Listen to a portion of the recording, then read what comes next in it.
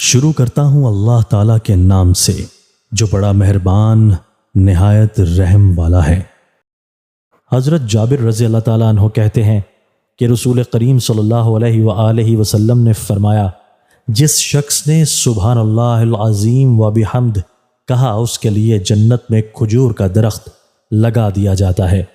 تشریح: کھجور کے درخت کو اس لیے مخصوص کیا گیا ہے کہ نہ صرف یہ کہ کھجور کے درخت سے بہت زیادہ منفعت حاصل ہوتی ہے بلکہ اس کا پھل بھی بہت اچھا اور عمدہ ہوتا ہے۔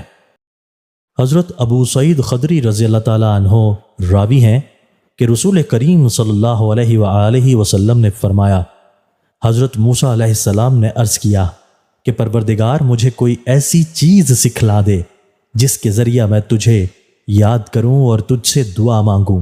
پروردگار نے فرمایا، موسیٰ لا الہ الا اللہ کہو۔ موسیٰ نے عرض کیا، میرے پروردگار تیرے تمام بندے یعنی محدین یہ کلمہ کہتے ہیں، میں تو کوئی ایسی چیز چاہتا ہوں جسے تو میرے ہی لیے مخصوص کر دے، جس میں میرا اور کوئی شریک نہ ہو۔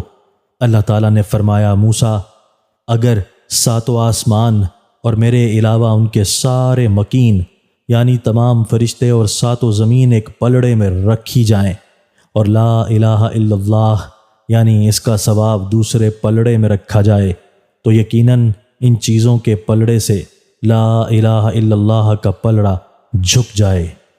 حضرت ابو ہریرہ رضی اللہ تعالیٰ عنہ کہتے ہیں کہ رسول کریم صلی اللہ علیہ وآلہ وسلم نے فرمایا، کیا تمہیں ایک ایسا کلمہ نہ بتا دوں جو عرش کے نیچے سے بہشت کے خزانے سے اترا ہے، اور وہ یہ ہے، لا حول ولا قوت الا باللہ۔